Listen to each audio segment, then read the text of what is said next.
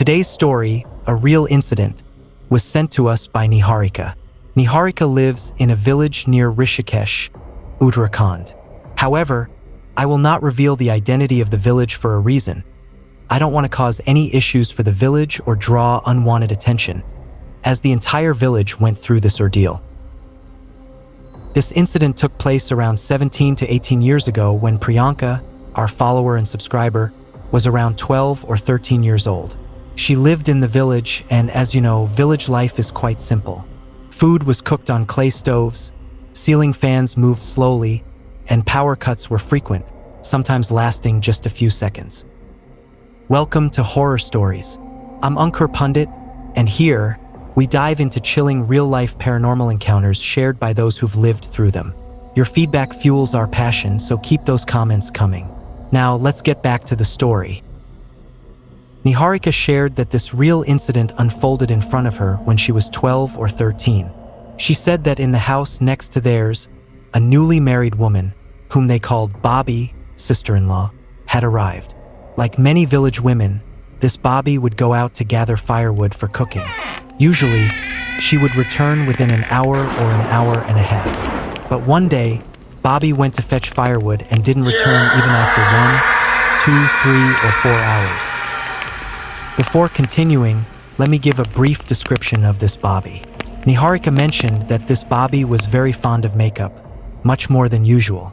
Makeup isn't something commonly used in villages, but newly married women often indulge in it.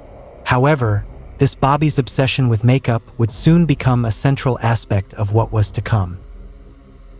Returning to the story, for hours had passed, and there was still no sign of Bobby. Her family started worrying, wondering if she had run away or if something had happened to her. After the 4-hour mark, they gathered the villagers and went out to search for her.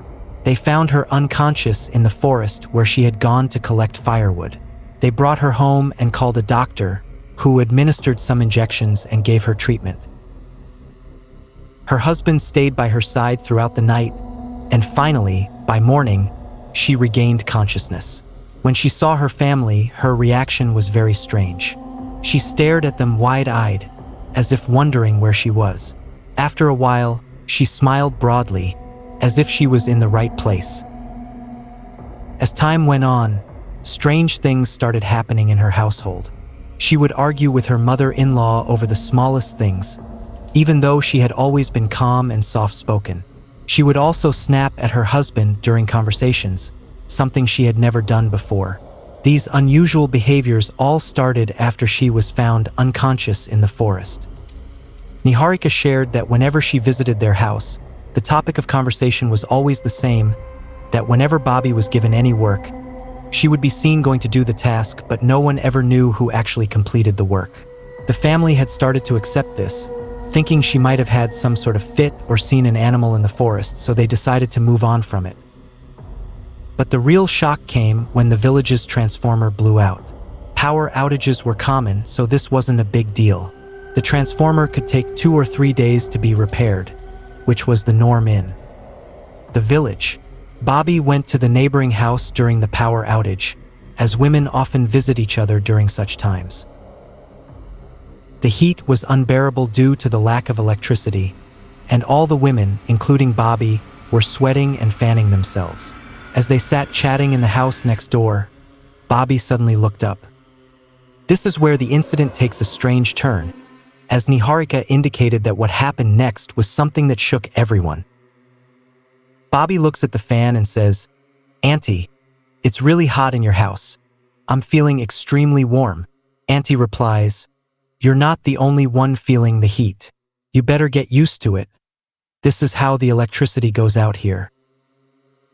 As soon as Auntie said that, the fan, which had been off, suddenly started spinning at an incredible speed. It was spinning so fast that everyone sitting there had only one reaction. They all looked up at it, and their hands and feet started trembling, realizing what they had just witnessed. Niharika told me, "Ankur Bhai, the fan was spinning so fast that you couldn't even count the blades, and this was happening without electricity." Everyone was shocked, and they understood that something had followed that girl when she came back unconscious from the forest. Days passed, But Bobby's behavior became even more eerie.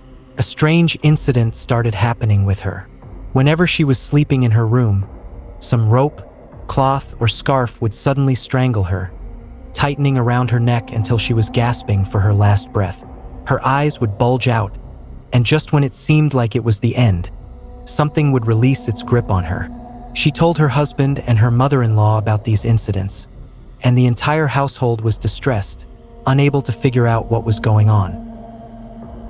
2 days after the first strangling incident, the family was gathered around her, not leaving her alone for even a moment.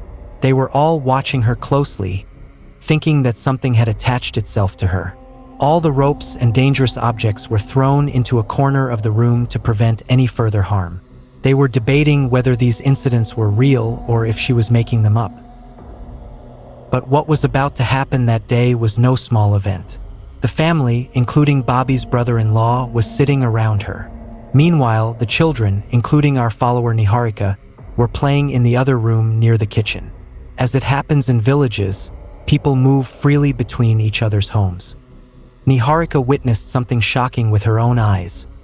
A knife suddenly came out of the kitchen and started scraping along the floor near the wall's corner.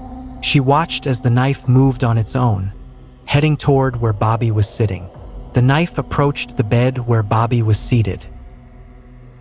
Niharika quickly ran towards the knife, but it reached the bed and cut the rope that held the bed together on both sides. No one was watching until the rope was completely cut. Niharika saw this from a distance. At that moment, Bobby suddenly started saying, "Look, I see something. It's standing there, telling me to send everyone away, or it will kill me." As soon as she said this, the bed's rope wrapped tightly around Bobby's neck. Her brother-in-law rushed to free her, but as soon as he touched the rope, he was thrown across the room. The rope was tightening so much that the entire household was in chaos, not knowing what to do. Bobby was on the verge of taking her last breath when suddenly, the rope loosened again. Everyone had witnessed what they never wanted to see, something they never imagined. Realizing that things had gone too far, they decided that something needed to be done, or it would become a bigger problem. They learned that a religious ritual was being performed in the village, and some tantric and priests had come. They quickly brought them to their house. As soon as the priests arrived and saw the house, they said, "There is a spirit in this house. This woman has brought it here herself. In 5 days, everyone in this house will die one by one. You must seek treatment for this woman before she brings death upon everyone here." The entire family was shaken after hearing this. The family repeatedly pleads with the priest, "Please save us. Please do something and save us." The priest says, "I will chant over this thread and give it to you. As long as this woman keeps this thread, nothing will harm her." They rush inside, give her the thread, and ask the woman, "Why didn't you tell us everything? What's going on?" When the woman realizes that her secret is out, she confesses.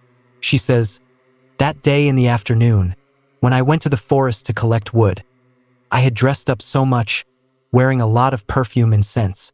When I reached there, a spirit Jinn was sitting on a tree like a berry tree or mulberry tree, those sweet trees. The Jinn was there." She continues, "I heard a voice from the tree saying, 'Can you hear me? You look beautiful. Every time you come to collect wood, I don't let you go easily. Just be mine, and I will fulfill all your desires. I am the Jinn who, when rubbed, will grant you anything you ask for.'" In that moment, whether it was greed or something else, I said, "All right, I am yours." And at that moment, the Jinn entered me. After hearing this, the entire family was shocked. They all decided that she had to be taken to a spiritual healer at Mendapur for treatment.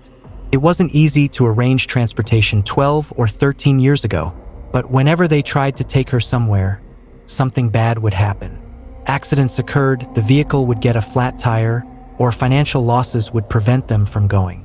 But the thread had somehow kept the woman safe, as it kept the Jinn outside the house. However, whenever she stepped outside, she would see the Jinn sitting on the tree, watching her. One day, while she was outside, something that everyone feared happened.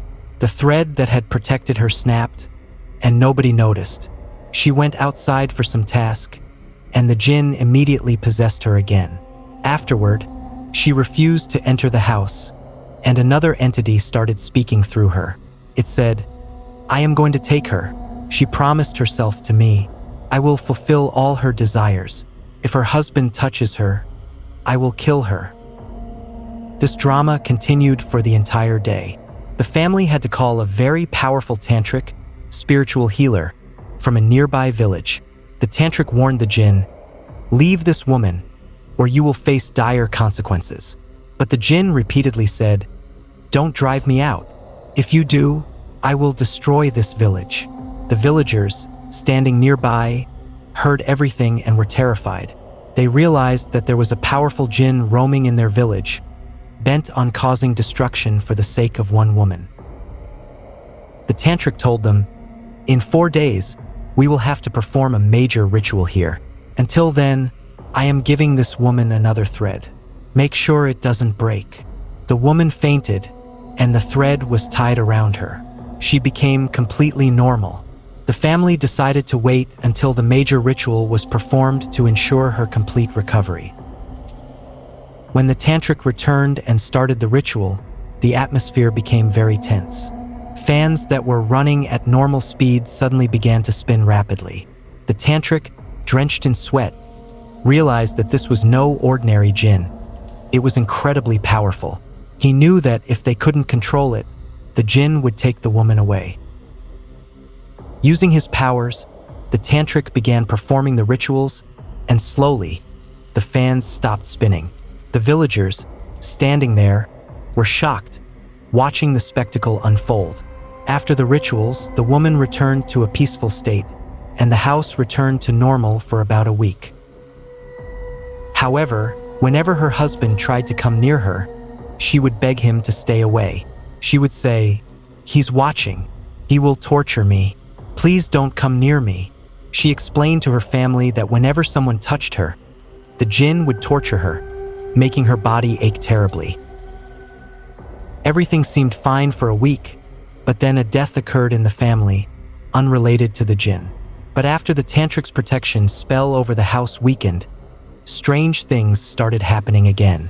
It's unclear whether the thread broke on its own or if the woman broke it herself, but one day, as she sat surrounded by her family, she suddenly said, "I'm feeling sleepy. I'm going to take a nap." That woman went inside, lay down, and mysteriously disappeared. The entire village searched for her but couldn't find her. It was as if she had vanished into thin air. The village believes that either she broke the thread herself or it accidentally broke, and in doing so, she gave up and went away with the Jinn forever. In the end, the village conducted rituals and prayers to protect themselves. They say that the village is safe now, but even today, the Jinn's presence lingers, and strange incidents still occur at night. According to the villagers, once a Jinn claims a woman, it will do everything in its power to take her away. Niharika later got married and moved to another town with her husband, but she has never been able to forget what happened in that village. Moral of the story: my request to all my sisters and friends is to be cautious. Don't wear too much perfume or makeup that might attract unwanted attention. Beauty is reflected in your face, and just a simple lipstick or eyeliner won't enhance it significantly. It's important to be yourself. If you're in a corporate setting and need to follow certain dress codes, that's a different matter. But if you are doing it for fun, be mindful that your appearance doesn't lead to unintended consequences. Before we wrap up, I kindly ask for your support. Subscribe to Horror Stories and hit the bell icon to be the first to catch our latest updates. Stay connected, and I'll see you in the next video. Thank you.